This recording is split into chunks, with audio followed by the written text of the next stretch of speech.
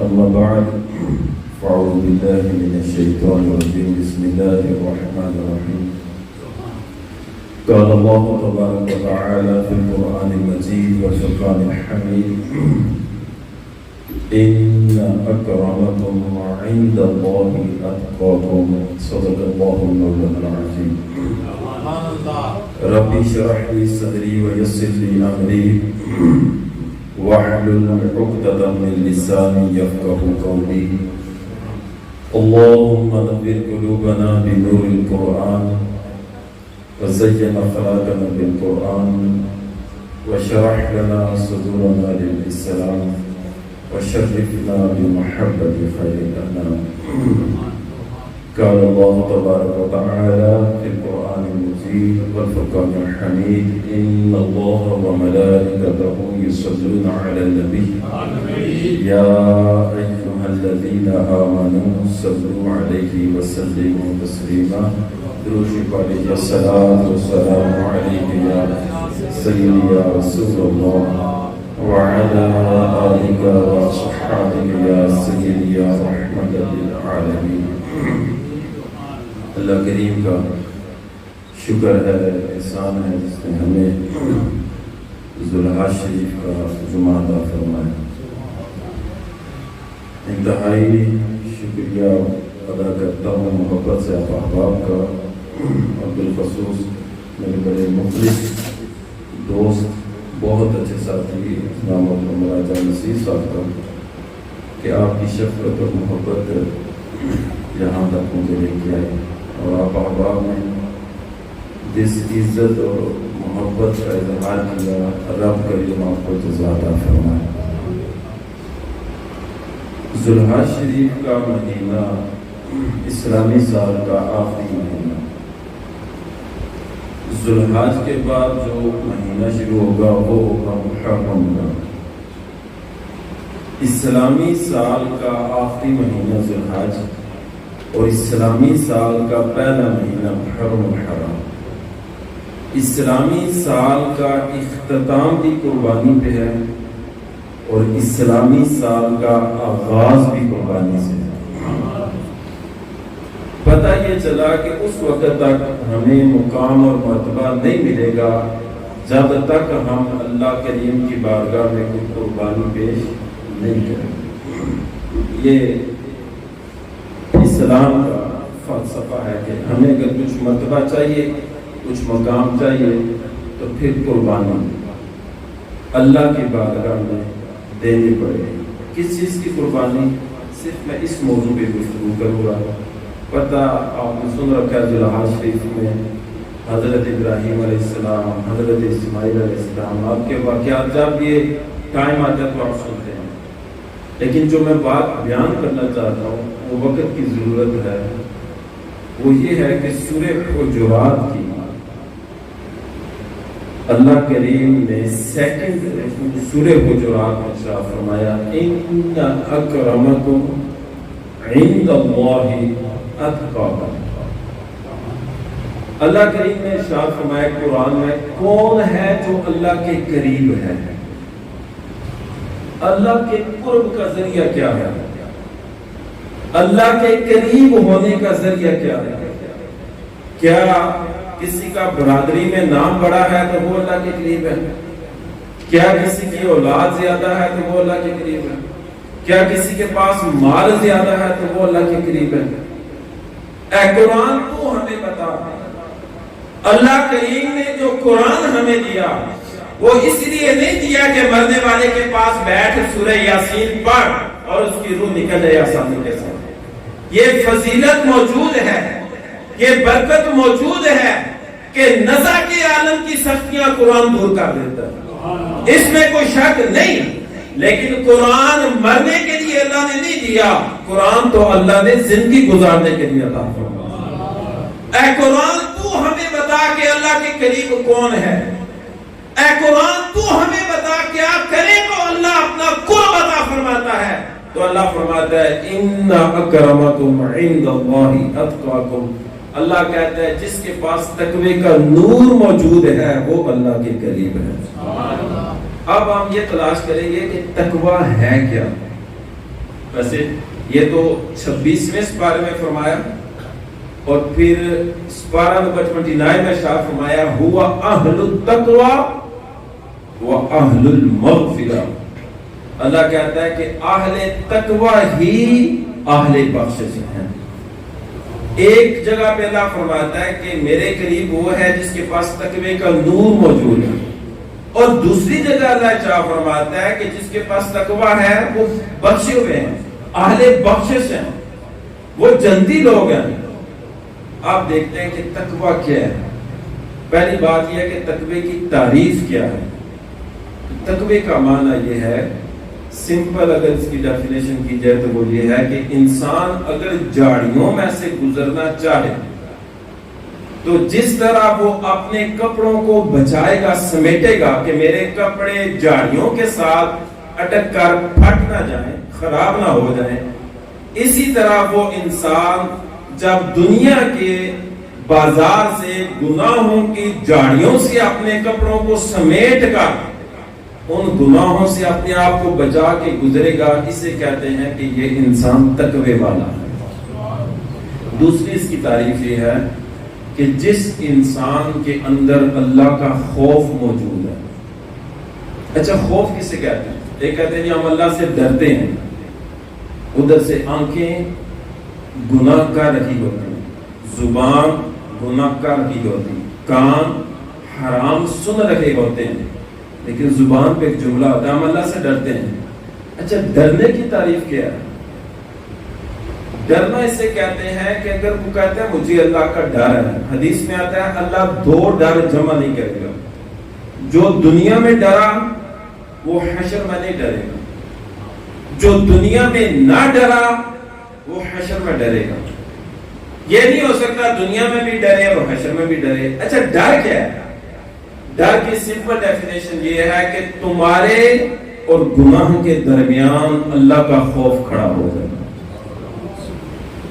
تو گناہ کر سکتا ہے، دنیا کی کوئی آنکھ تجھے نہیں دیکھ رہی، لیکن تمہارے دل میں اللہ کا خوف ہے، تو گناہ اس لیے چھوڑ رہا ہے، گناہ پہ قدرت رکھنے کے باوجود اس لیے چھوڑ رہا ہے کہ اگر گناہ چھوڑوں گا تو اللہ مجھ سے راضی ہوگا۔ یہ ہے وہ اللہ کا خوف جو گناہ کو چھڑوا دے۔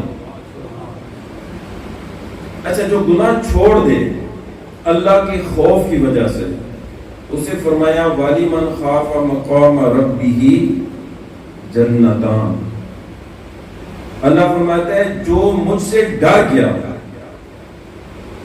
جو ڈر گیا اٹ مینس کہ اس کے بعد تقوی آ گیا، جو ڈر گیا اللہ فرماتا ہے کہ پھر میں اسے ایک نہیں اپنی دو جنتیں عطا فرماؤں گا۔ ایک جنت نہیں، دو جنتیں اللہ کہتے ہیں عطا فرماؤں گا۔ کسے؟ جو اللہ سے ڈر گیا، جس سے اللہ کا خوف آ گیا۔ حضرت امام شافعی رحمۃ اللہ تعالی علیہ کا دور ہے، ایک بادشاہ نے اپنی بیوی کو طلاق دے دی۔ طلاق اس وجہ سے دی کہ بیوی نے اپنے شوہر کو کہا کہ تو دوزخی ہے، تو دوزخی ہے۔ اب اس نے کہا کہ اگر میں دوزخی ہوں تو تجھے طلاق ہے۔ یہ کنڈیشن اس نے لگا دی۔ فتویٰ گیا سارے لوگوں کے پاس، بڑے بڑے مفتیان اکرام کے پاس، تو سب نے کہا ہمیں کیا پتا یہ جنتی ہے یہ دوزخی ہے۔ یہ مسئلہ حضرت امام شافعی رحمۃ اللہ تعالی علیہ کے پاس آیا۔ امام شافعی نے اسے فرمایا بادشاہ جو تھا جس نے طلاق دی ایک شرط کے ساتھ، اس کی بیوی بھی کسی بادشاہ کی بیٹی تھی، فتنہ بہت بڑا پھیلتا اگر یہ رشتہ ٹوٹتا۔ امام شافعی رحمۃ اللہ تعالی علیہ نے اس بادشاہ کو پاس بلایا، فرمایا اکیلے میں بات کروں گا، سارے لوگ نکل جائیں۔ نکل گئے۔ امام شافعی رحمۃ اللہ تعالی علیہ نے ارشاد فرمایا کہ کبھی ایسا موقع آیا ہے کہ تو گناہ کر سکتا ہو، کوئی نہیں دیکھ رہا، اور گناہ اس وجہ سے تو چھوڑ دے کہ تیرے دل میں اللہ کا خوف موجود ہو۔ اس بادشاہ نے سوچا اور سوچ کے کہا بالکل۔ ایک دفعہ میری کنیزہ جو ہے نوکریانی وہ کام کاری تھی میرے کمرے میں کمرے میں داخل ہوا تو میرے دل میں گناہ کا جذبہ پیدا ہوا کہ میں اس کے ساتھ بدکاری کروں. بادشاہ کہتا میں آگے بڑھا تو اس عورت نے کہا کیا تجھے اللہ کا خوف نہیں؟ وہ کہتا ہے میں اتنا ڈرا. امام شافعی کو کہتا ہے میں اتنا ڈرا, نہ صرف اسے معافی مانگی, اسے چھوڑ دیا, بلکہ اللہ کی بارگاہ میں رویا بھی, یا اللہ مجھے اس گناہ سے محفوظ فرما. امام شافعی باہر نکلے اور باہر نکل کے ارشاد فرمایا لوگوں یہ طلاق نہیں ہوئی, یہ طلاق, فرمایا یہ رشتہ قائم ہے, یہ دونوں میاں بیوی رہ سکتے ہیں. حیرت مجمع لگا تھا, بہت بڑا مسئلہ تھا. انہوں نے کہا امام شافعی سے دلیل کیا ہے؟ کہیں بادشاہ کو دیکھ کر کہ یہ بادشاہ ہے کوئی مسئلہ تبدیل تو نہیں کیا؟ تو امام شافعی مسکرائے اور آپ نے قرآن کی یہ آیت پڑھی وَلِمَنْ خَافَ مَقَامَ رَبِّهِ جَنَّتَانِ. یہ آیت پڑھ کے لوگوں کو کہا اے لوگوں, اللہ نے قرآن میں ارشاد فرمایا جو مجھ سے ڈر گیا, چاہے زندگی میں ایک دفعہ بھی ڈرا, تو اللہ فرماتا ہے میں اسے ایک نہیں اپنی 2 جنتیں عطا فرماؤں گا. امام شافعی نے ارشاد فرمایا لوگوں اس آیت کے تحت شافعی یہ فتویٰ دیتا ہے کہ یہ بندہ جنتی ہے. کس آیت کے تحت؟ جو اللہ سے ڈر گیا. حضرت عمر رضی اللہ تعالیٰ عنہ کا دور حکومت ہے, نوجوان کو عورت نے گناہ کی دعوت دی, نوجوان اس عورت کی دہلیز اس کے دروازے پہ پہنچا, دل میں اللہ کا خوف پیدا ہوا. اس نے کہا انی اخاف اللہ, میں اللہ سے ڈرتا ہوں. غش کھا کے گر گیا, روح جسم سے پرواز کر گئی, تدفین ہو گئی, دفن کر دیا گیا. بعد میں حضرت عمر رضی اللہ تعالیٰ عنہ کو یہ سارا معاملہ پتا چلا کہ اس کی ڈیتھ کیسے ہوئی. آپ اس کی قبر پہ آئے, وقت کا بادشاہ ہے, قبر پہ کھڑے ہیں. قبر پہ کھڑے ہو کے امیر المومنین نے کہا وَلِمَنْ خَافَ مَقَامَ رَبِّهِ جَنَّتَانِ. اس نوجوان کی قبر پہ کھڑے ہیں اور کہہ رہے ہیں کہ اللہ کا وعدہ ہے جو اللہ سے ڈرے گا اللہ اسے 2 جنتیں عطا فرمائے گا. قبر کے اندر سے آواز آتی ہے صدقت یا امیر المومنین, اے امیر المومنین آپ نے سچ کہا ہے, اللہ نے مجھے 2 جنتیں عطا فرمائے. 2 چیزیں بیان کی میں نے, تقوی, اللہ کا قرب, تقوی, اور تقوی کی تعریف کیا ہے, تقوی کسے کہتے ہیں. اب ہم ان چیزوں کو اپنے اوپر اور دور حاضر پہ لے آئیں کہ تقوی کیا ہے. آج ہماری زندگی کیسے ہے؟ سوشل میڈیا کا دور ہے پوری دنیا میں. ماں باپ بیوی بچے گھر ہیں, گھر ہونے کے باوجود گھر نہیں. ہر بندہ اپنے موبائل پہ اسے کھول کے بیٹھے, کوئی فیس بک پہ بیٹھا ہے, کوئی پتہ نہیں کون سی بلائیں ہیں, انسٹاگرام ہے, تو پتہ نہیں کیا کیا اس کی ایکٹیویٹیز ہیں سوشل میڈیا بیٹھے ہوئے. پہلے ہوتا تھا, ٹائم ہوتا تھا, بچے گھر آتے تھے, ماں باپ کے پاس ہوتے, ماں باپ کے پاس بیٹھتے. لیکن آج کیا ہوتا ہے, ماں باپ خود موبائل پہ ہوتے ہیں.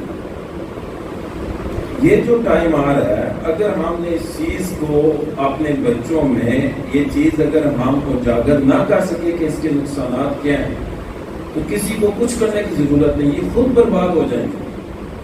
دیکھیں پیسہ کمانا یہ زندگی کی ضرورت ہے, مقصد نہیں. مقصد تو اللہ کہتا ہے وَمَا خَلَقْتُ الْجِنَّ وَالْإِنسَ إِلَّا لِيَعْبُدُونَ, مقصد تو تھا اس کی عبادت. لِيَبْلُوَكُمْ أَيُّكُمْ أَحْسَنُ عَمَلًا, مقصد تو تھا نیک اعمال کمانا, یہ مقصد ہے. اور ضرورت کیا ہے؟ ضرورت پیسہ ہے. تو مسائل اس جگہ پہ پیدا ہوئے کہ ہم نے ضرورت کو مقصد بنا دیا. پیسہ مقصد بن گیا, حرام سے آئے, حلال سے آئے, جیسے بھی آئے, نماز چھوٹتی ہے چھوٹ رہے, زکوٰۃ جاتی ہے جاتی رہے, قربانی کے مسائل نہیں پتا تو نہیں صحیح. بس ایک ہی ہمارا مقصد ہے, وہ کیا کہ پیسہ. پیسہ مقصد نہیں ہے. زندگی میں یہ جو الجھن پیدا ہوئی ہے وہ اس جگہ پہ آ کے ہوئی ہے کہ ہم نے اللہ سے رشتہ کمزور کیا, پیسے کی طرف آگے. جو ضرورت تھی وہ مقصد بنا, ساری جو ایمان کی عمارت تھی وہ دھڑم سے نیچے آ گئی. اب اس کے نقصانات کیا ہے؟ سکون نہیں ہے, ڈپریشن ہے. مسلمان اور ڈپریشن یہ دونوں بالکل مخالف چیزیں. بندہ تہجد کا عادی ہو, 5 وقت کا نمازی ہو, زندگی میں اس سے ڈپریشن نہیں ہو سکتا. سوال ہی نہیں پیدا ہوتا۔ ڈپریشن کیسے ہوتا ہے؟ جب انسان اللہ سے امید توڑ کر لوگوں سے لگا دے، وہ ڈپریشن کا مریض بن جائے۔ میرے ایک دوست ہیں ڈاکٹر انگلینڈ میں، وہ مجھے پچھلے دنوں کہہ رہے تھے کہ میں ایک بہت بڑی تعداد ہے کیسز کی جو آتی ہے کہ کسی میاں بیوی کا رشتہ ٹوٹا، بیوی کیا ڈپریشن میں چلی گئی یا شوہر ڈپریشن میں چلا گیا، کیونکہ وہ کہتے ہیں ہم بڑی محبت کرتے ہیں۔ تو اس بات سے میں سوچ رہا تھا کہ یہ چیز کی دلیل ہے کہ رشتہ اللہ سے کمزور ہے۔ رشتہ اللہ سے مضبوط ہوتا تو ڈپریشن تو نہ ہوتا۔ تو یہاں پہ الجھاؤ پیدا ہوا جب ہم نے ضرورت کو مقصد اور مقصد کو ضرورت بنا دیا۔ دین ہم نے اللہ کی رضا مقصد بنا دی۔ مثلا دل آیا نماز پڑھ لے، دل آیا چھوڑ دے، دل آیا مسجد میں، دل آیا چھوڑ دے، قرآن سیکھا پتہ ہی کوئی نہیں، نماز آتی ہے کوئی پتہ نہیں، اچھا نماز جنازہ آتا ہے جی نہیں، باپ مار کے پیچھے کھڑا ہے، خود جنازہ نہیں آتا، باپ کو خود دھوکہ دے رہا ہے، باقیوں سے امید کیا رکھے گا؟ کیا مسلمان ہونے کے ناطے فرض نہیں بنتا تھا ہم بنیادی چیزیں ساری سیکھ لیتے ہیں؟ کتنے ایسے لوگ ہیں جن کو مجمع میں کھڑا کریں تو وہ بولے میں دعائے قنوت پڑھ سکتا ہوں، کتنے ایسے لوگ ہیں جو جنازے کے لیے جائیں انہیں پتا ہو ٹھیک ہے جی اگر ہمیں جنازے کی دعائیں نہیں آتی تو اس کی جگہ کیا پڑھنا چاہیے، نماز کسی کو آتی ہے تو وہ نماز کی چند چیزیں بتا دیں، جنازہ اس کا بھی ہو جائے گا۔ لیکن مسائل یہاں پہ پیدا ہوئے کہ ہم نے اس کو ضرورت کی جگہ مقصد بنا دیا۔ ہماری کیا یہاں پہ کلاسز مساجد میں ہوتی ہیں کہ جس میں بڑے لوگ آ کے قرآن سیکھیں؟ ہمارا ایک بہانہ بنا ہے کہ ہم نے قرآن بچپن میں سیکھا تھا، مولوی صاحب نے جیسے پڑھایا تھا بس پڑھ دی، نہیں، یہ کافی نہیں۔ فرائض علوم سیکھنا ہر بندے پہ فرض ہے، قرآن کو صحیح سیکھنا ہر بندے پہ فرض ہے۔ اب دیکھیں ہم مسلمان الحمدللہ، ہر بندہ اپنے دل سے پوچھے کہ اس نے جتنی زندگی گزاری ہے کبھی ایک دفعہ بھی اللہ کا پورا قرآن ترجمے اور تفسیر کے ساتھ کسی کے پاس بیٹھ کے پڑھے یا مجھے سمجھاؤ میرا اللہ مجھے کہتا کیا؟ بہت کم ہوں گے، 100 میں نہیں 1000 لاکھوں میں 2 بندے اٹھیں گے جو بولیں گے الحمدللہ میں نے قرآن سمجھ کے پڑھا، مجھے پتا ہے اللہ کیا کرتا۔ اچھا پورا قرآن اللہ نے دیا زندگی گزارنے کے لیے، اور ایک بات تڑپ تڑپ کے اس دنیا سے گیا، اس نے کہا لوگوں اللہ نے قرآن دیا تھا زندگی گزارنے کے لیے، نہ کہ اللہ نے دیا تھا مرنے کے لیے۔ قرآن تو مردہ دلوں کو زندگی عطا فرماتا ہے۔ اگر تو کہتا ہے کہ مجھے قرآن، اس سے بولے بھائی قرآن کے صرف 3 جگہوں سے کوئی حکم بیان کر دے، اللہ نے کسی چیز سے روکا ہو، کسی چیز کے کرنے کا حکم دیا ہو، آیت پڑھ اور ترجمہ کر دے، نہیں ملے گا آپ کو۔ ہو سکتا ہے ایک آیت بھی نہ ملے گا، وجہ کہ ہم نے رشتہ کمزور کیا۔ اسی لیے اقبال نے کہا وہ معزز تھے زمانے میں مسلمان ہو کر، ہم خار ہوئے تار کے قرآن ہو کر۔ کیا خیال ہے جو نوجوان 5 گھنٹے فیس بک اور سوشل میڈیا لکھیں، سارے نوجوان ان باتوں کو اپنے ذہنوں میں دیکھیں، اللہ کا واسطہ ہے یہ زندگی اللہ کی نعمت ہے، ایک دفعہ ملی ہے، نہیں ملے گی اس کے بعد۔ سوچیں اپنے 12-24 گھنٹے جو گزارے ہیں لکھیں کہ میں نے اس میں کیا کیا۔ 5-6 گھنٹے آئیں گے کہ میں نے سوشل میڈیا ایکٹیویٹیز پہ حصہ لیا، فیس بک پہ رہا، انسٹاگرام پہ رہا، اور پتہ نہیں واٹس ایپ پہ، اور کس جگہ پہ میں پھرتا رہا۔ اب اس سے پوچھے کہ نماز پڑھی تھی، بولے گا نہیں پڑھی۔ تو اس دور کا جو سب سے بڑا فتنہ جنم لے رہا ہے وہ ہے سوشل میڈیا۔ جو کہتا ہے نا ٹائم میں برکت نہیں، میں اسے دعوے سے کہتا ہوں تو سوشل میڈیا ایکٹیویٹیز چھوڑ دے، دیکھنا اللہ تعالیٰ تجھے کتنی برکت عطا فرمائے۔ تو 5 وقت کی نماز باجماعت شروع کر، قرآن کی تلاوت کر، اپنی بنیادی چیزیں سیکھ، دیکھنا تو کہے گا کہ زندگی کا لطف کیا پائے۔ تو یاد رکھیں تقوی کا جو پہلا قدم ہے وہ ہے آنکھوں کا پاک ہونا۔ اگر آنکھیں پاک نہیں، آنکھیں حرام دیکھتی ہیں، وہ ساری رات سجدے میں پڑا رہے، اللہ اسے تقوی کا نور عطا نہیں فرماتا۔ وہ کبھی متقی نہیں بن سکتا جس کی آنکھیں حرام دیکھتی ہیں۔ اب خود سمجھدار ہیں، دیکھ رہے سوشل میڈیا پہ کیا ہو رہا ہے، کیا وہاں پہ کتنے ایسے لوگ ہیں، ہوں گے کوئی ہزاروں میں 2 جو صرف اچھی ایکٹیویٹیز کے لیے جاتے ہیں۔ اچھی بات ہے، جو نیکی کا کام کر رہے کرتا رہے، لیکن اگر جو نیکی کا کام کر رہا ہے اسے پتہ ہے 10 منٹ میں نیکی کا کام کرتا ہوں، باقی 8 گھنٹے برائی شیطان مجھ سے کرواتا ہے، چھوڑ دے۔ حضرت امام جعفر صادق رضی اللہ تعالیٰ عنہ کے پاس نوجوان آیا، اور اس نے کہا جناب آپ سید ہیں؟ فرمایا سید ہوں۔ اس نے کہا اگر آپ سید ہیں تو میرے لیے دعا کریں کہ میں پیدائشی نابینا ہوں، میری آنکھیں نہیں ہیں شروع سے، بچپن سے، دعا کریں کہ اللہ تعالیٰ میری آنکھوں کو نور عطا فرمائے۔ حضرت امام جعفر صادق نے ہاتھ اٹھایا اور ہاتھ اٹھا کے دعا کی، یا اللہ اس نے میرے نسب کو جوڑ دیا اپنی شفا کے ساتھ، تو مالک آپ اس کی آنکھیں روشن فرمائے۔ ہاتھ بعد میں پھیرے ہیں، اللہ نے اس پیدائشی نابینے کی آنکھوں کو نور عطا فرما دیا۔ آج جب آنکھیں روشن ہوئی تو وہ خوش ہے، امام جعفر صادق رو رہے ہیں، توجہ کیجئے، وہ خوش ہے، امام رو رہے ہیں۔ اس نے کہا جناب اتنی بڑی کرامت دکھائی، خوش ہونا چاہیے آپ کو۔ آپ نے کہا کتنے ایسے لوگ ہیں جو آنکھوں سے حرام دیکھنے کی وجہ سے دوزخ میں جائیں گے، تو میں رو اس لیے رہا ہوں، پہلے تو اللہ نے تجھ سے حساب ہی نہیں لینا تھا، جس کی ایک یا دو آنکھیں نہیں ہیں اللہ بغیر حساب و کتاب اسے اپنی جنت عطا فرمائے۔ فرمایا پہلے تو اللہ نے حساب ہی نہیں لینا تھا، اب رو اس لیے رہا ہوں کہ ان آنکھوں کی وجہ سے تو دوزخ میں نہ چلا جائے۔ اس نے رو کے حضرت امام جعفر صادق کے ہاتھ پہ ہاتھ رکھ کے کہا میں وعدہ کرتا ہوں آنکھوں کا غلط استعمال نہیں کروں۔ پتہ ہے اللہ قرآن میں کیا کہتا ہے آنکھوں کے بارے میں؟ اللہ کہتا ہے یعلم خائنۃ الاعین، اللہ کہتا ہے تیری آنکھوں کی خیانت کو تیرا اللہ جانتا ہے۔ جسم کے ہر حصے کا ذکر اللہ نے قرآن میں کیا، وقت نہیں ہے، 4 منٹ 25 منٹ میں مجھے بتا دیجیے گا، میں اسے چھوڑ دوں گا۔ تو ہر حصے کا، تو میرا موضوع تقوی کے پہلا سٹیپ آنکھ تھا، میں اسی پہ بات کر رہا ہوں۔ اللہ کہتا ہے میں تمہاری آنکھوں کی خیانت کو جانتا ہوں، 24 گھنٹے میں تو جس طرح آنکھ استعمال کرتا ہے اللہ فرماتا ہے میں جانتا ہوں۔ اب مجھے یہ بتائیں کہ جو آنکھیں دن رات گناہ کر رہی ہیں، حرام دیکھ رہی ہیں، موت کا ایک لمحے کا پتہ نہیں ہے، ہمارے ایریے سے کتنے نوجوان جو ہیں وہ اچانک موت کی اردو میں چلے گئے، تو کیا ان آنکھوں سے ہم مدینے والے کا چہرہ دیکھیں گے؟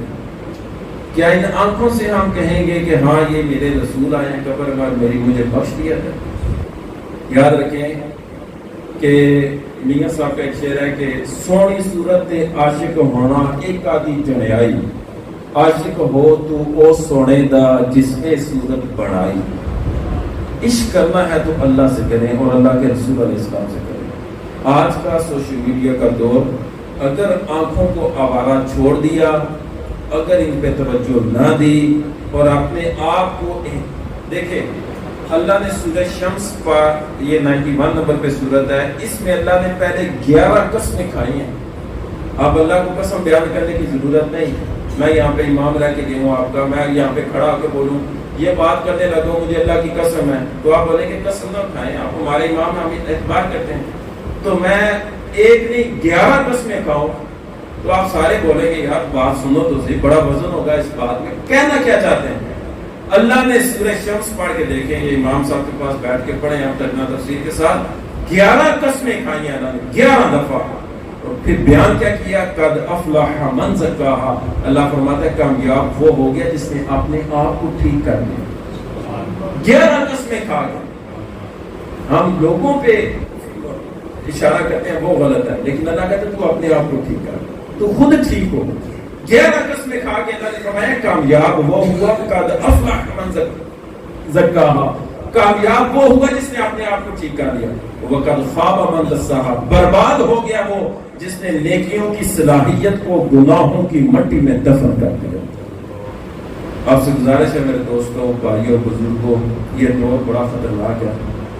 اگر سوشل میڈیا پہ ہم اپنی آنکھیں نہ بچا سکیں، باہر نکلیں تو اپنی آنکھیں نہ بچا سکیں، اپنی زبانوں کو غیبت چغلی اور باتوں سے نہ روک سکیں، دل کے اندر اٹھنے والے جذبات کو بدگمانیوں سے، بری سوچوں سے نہ بچا سکیں، اتنے بڑے بڑے گناہ ہیں کہ اعمال کا بیڑا غرق ہو جاتا ہے، تو انسان کو جاتے وقت بڑی مشکل ہوتی ہے۔ ہو سکتا ہے کہ اتنے بڑے بڑے گناہوں سے اللہ نہ کرے کہ ایمان ہی نہ ملے، مت دے۔ لہذا تقویٰ، اللہ کا خوف، اللہ سے ڈرنا، قرآن اور مدینے والے سے رشتہ مضبوط کرنا، یہ مسلمان کا شیوا ہے۔ اللہ آپ کو برکت عطا فرمائے، ترقی عطا فرمائے، جو بیان کیا اس میں اللہ کریم ہم سب کو من کی توفیق عطا فرمائے۔